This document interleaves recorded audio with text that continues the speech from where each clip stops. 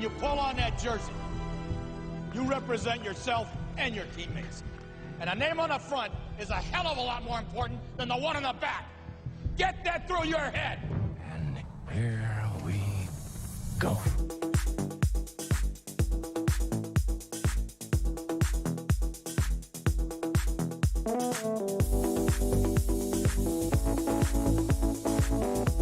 And it is no good. He missed it. Are you kidding me? The season can't end like that.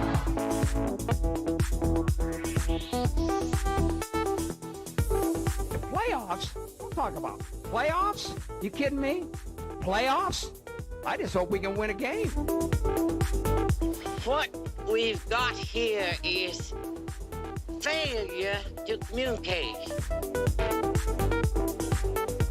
We all go a little mad sometimes. Some goofball in a hat and a red shirt. Now he takes off the shirt. He's running down the middle by the 50. He's at the 30. He's bare-chested and banging his chest. Now he runs the opposite way. He runs to the 50. He runs to the 40. The guy is drunk, but there he goes. The 20. They're chasing him. They're not going to get him. Waving his arms. Bare-chested. Somebody stop that man.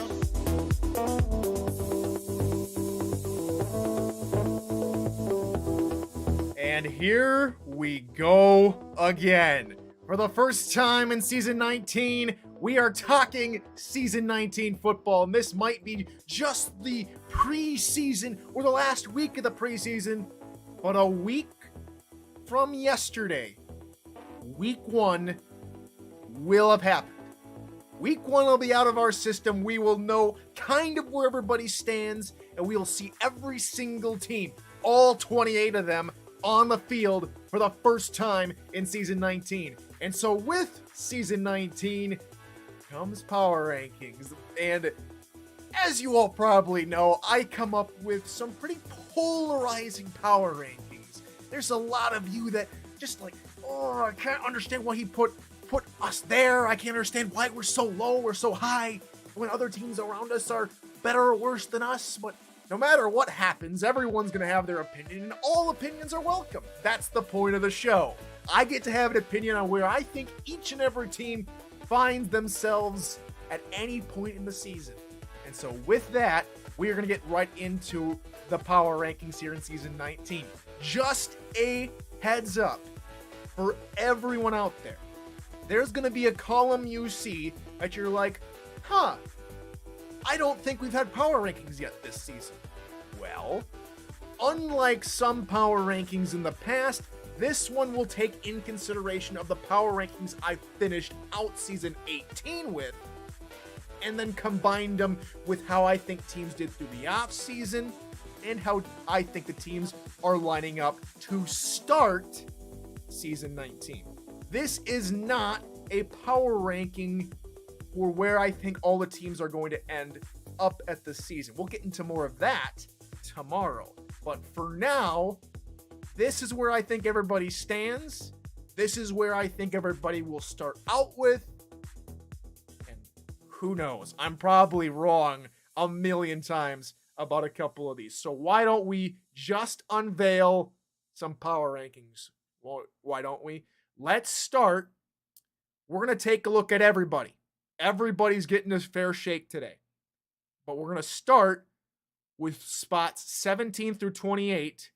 And it includes a couple of teams in there that we have never seen before. And just keep in mind, these teams have never been in a power ranking, so trying to fit them in with all the established teams, it's going to be a little tricky. And probably, in some cases, drastically wrong by where they finish out at the end of the season. Take everything you see with a grain of salt. Let's get into it. Here is the first official look at the season 19 NETMA Power Rankings. Now this is, again, spot 17 through 28. In 28, we find San Diego, 27, Queen City, 26, Portland, and it just goes up on there until you hit Las Vegas at spot 17. Now, there's a couple of teams on there that we know about that have had some pretty rough off seasons. San Diego and Queen City, respectively. San Diego unable to find a single free agent and, of course, not able to fill out their entirety, except for Kratos Maximus, the defensive line. That's just about it. Kratos Maximus, the only defensive line prospect they've been able to pick up. That was their first pick in the draft, if my memory serves me right, if my notes serve me right. But other than that, they waited until the last bit of the draft to try and address their offensive line. They ended up with that trade. We talked about that last week. Didn't work out for them. That's where we see San Diego at the bottom. I think that's where they go. Fort Worth dropped down a little bit. I think, again, this is all with a grain of salt, trying to fix out what they did, how they did, and all that kind of stuff. So Indianapolis and Seattle find themselves at spots 21 and 24, respectively, to begin the power rankings. Los Angeles, I think, jumps a place. Maybe some fresh blood in there, I think, helps them out a little bit. Las Vegas with a couple of changes this past season. What team didn't go with a couple of changes if you're not Baltimore, huh? But some changes to begin the off season. That's your initial lineup right there for spot 17 through 28. Now, for those of you that were filling out your predictions for season 18 or season 19, I should say, is that the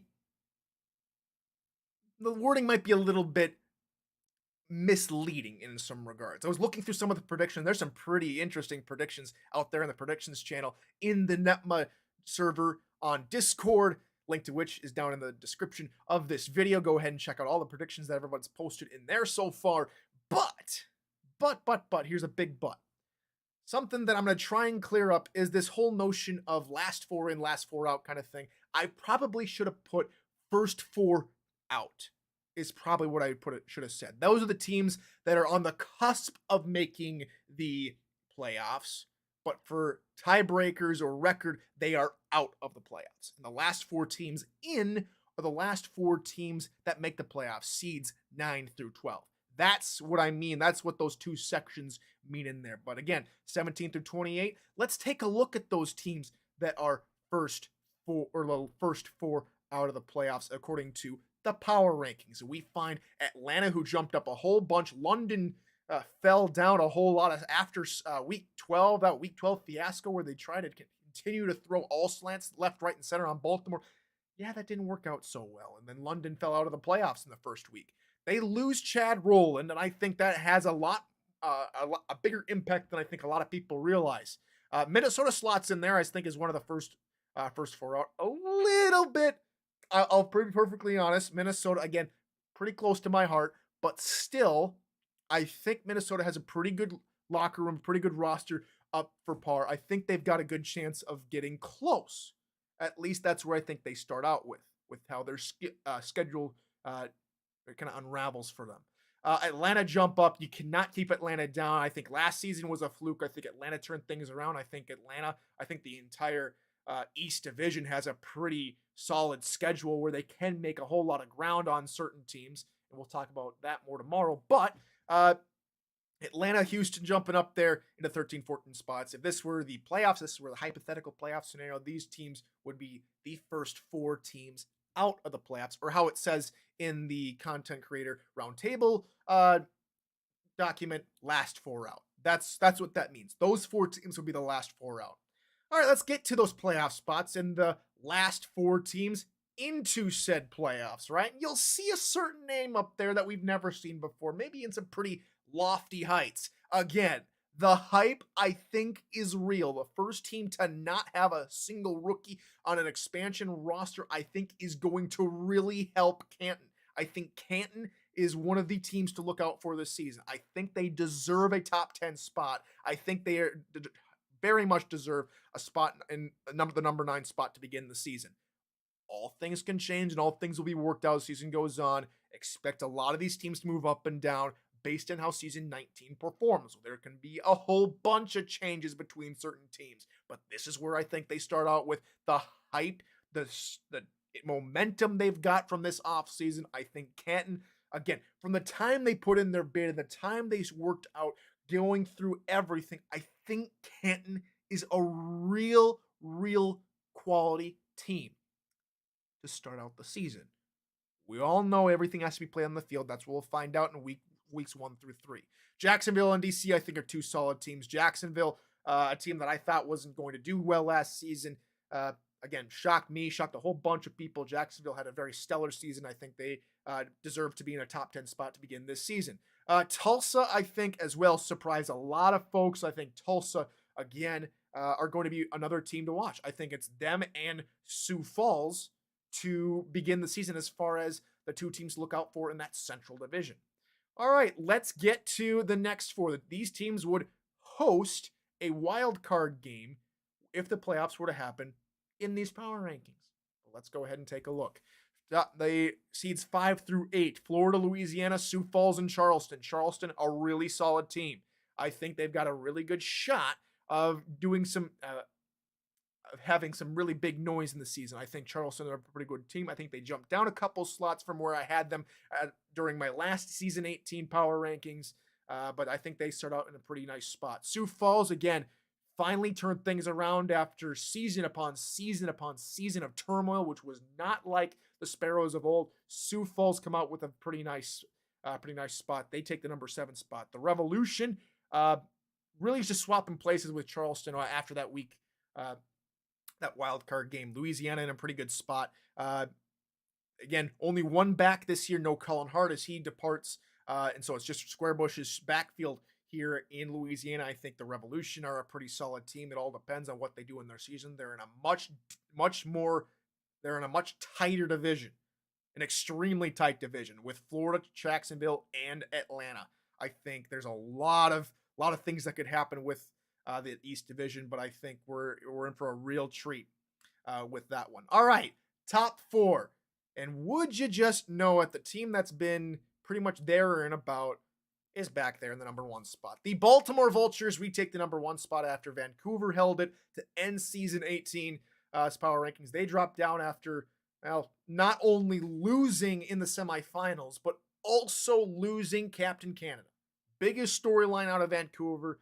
Tom Pepper no longer quarterbacking. Ashley Rose Finch also departing the club. 2 huge departures for Vancouver. They bring in Christian Brown as a suitable replacement, but it's going to take some time for Vancouver to get going. They have a really tough schedule ahead of them, I think. And I think Vancouver will start at number 4 and work their way up. Team that had a really good draft and jumps up a couple of those spots is Mexico City. I think Mexico City, again, were my pick last season to make the big dance and win it all, but of course that didn't happen. But I think Mexico City have a really, really good spot of doing some damage this season. Again, really quality team. You cannot doubt Ramos, really caliber head coach, and of course Baltimore. Not a whole lot of change, bringing DJ Bandit for John Michael Sudduth at tight end. Not a whole lot of movement there, but that is where Baltimore find themselves, right at the top of the pecking order. So let's go through the rundown for the first ever NETMA Power Rankings here in season 19. And just remember, folks, actually we'll get to that here in a second. Here's the rundown. San Diego, Queen City, Portland, Motor City, Seattle, Fort Worth, Los Angeles, Indianapolis, Carolina, Denver, Arizona, Las Vegas, Minnesota, London, Houston, Atlanta, Tulsa, DC, Jacksonville, Canton, Charleston, Sioux Falls, Louisiana, Florida, Vancouver, Lone Star, Mexico City, Baltimore. I think that was quick enough. Maybe I was a little bit too fast in a couple areas, but that is where that's the rundown for the preseason NETMA Power Rankings in season 19. Now, we won't be doing a full-on power rankings segment for season 19 and proper. We'll take a day and go over the top 10 and then reveal all 28 teams. That's gonna get hard to used to in some scenarios, but we'll go over the top 10, release the 28 on power ranking days. I'm planning that for maybe Wednesdays, and then we'll go over Thursdays will be your pre-week, pre-game kind of thing. We'll go over everything that's coming up in the upcoming week.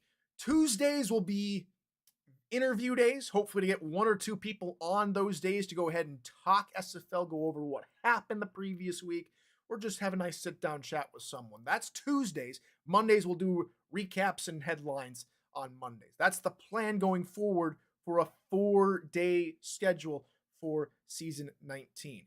Tomorrow is another big day. We had power rankings today.